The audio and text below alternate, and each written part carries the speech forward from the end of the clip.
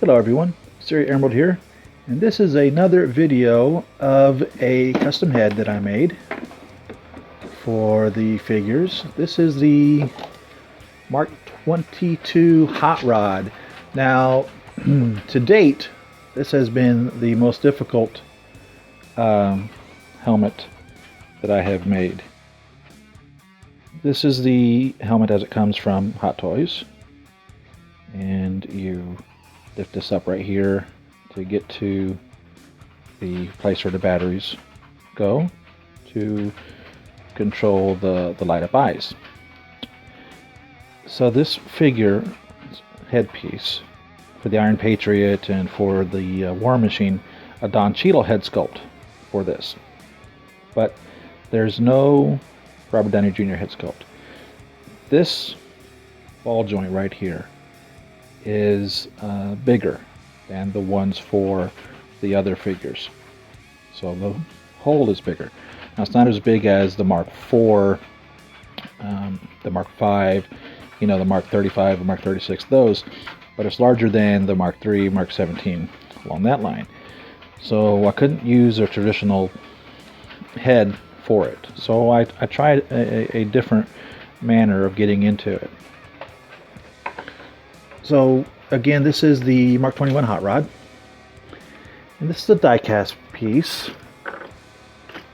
What he doesn't come with that his relatives do, the War Machine and the Iron Patriot, is he doesn't come with the weapon on his back. Now he has the slots for it, but there's no weapon back here that comes on the War Machine and the Iron Patriot. So there's the Robert Downey Jr. head sculpt, the Tony Stark head sculpt, and again, whenever I pry one of these off, they're never designed to be used in this purpose, so the insides are a little ugly. Now granted, I could have used one of the ones that comes with the Iron Patriot or the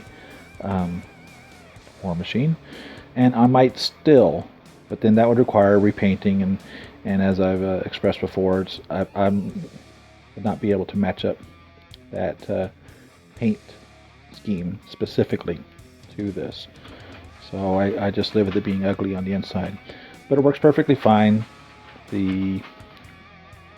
I had to put some pieces of metal on this to have it work to magnets, so I put these little triangular metal pieces glued onto that to get it to fit, and then literally, which is I think probably works out better than it does on the War Machine and the Iron Patriot because they don't fit real well, is those little triangular pieces fit right in those little slots.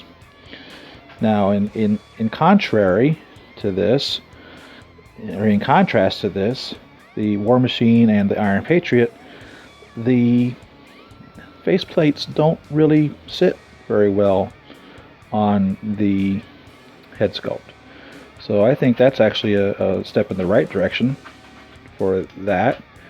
And so of course I dug out the inside, and it snaps on, even with those little triangles there. It fits perfectly on there, so it doesn't interfere with the activity or the action of the faceplate going on and off the helmet. And you can see I used the bottom piece that was there on this helmet as the bottom piece, and I really had to modify the Tony Stark sculpt a lot to get it to go in there. I mean a lot. So I'm very pleased with the outcome of it, but definitely this has been one of my hardest, or my hardest to date, faceplate to remove and head sculpt to put in there to add to my collection of the Tony Stark head sculpt helmets with pieces that don't normally come with them. And again, I stand behind my opinion that if Tony Stark's building these pieces, these units, these armors, he's definitely going to wear it at least one time. So there we have it. So thanks for watching.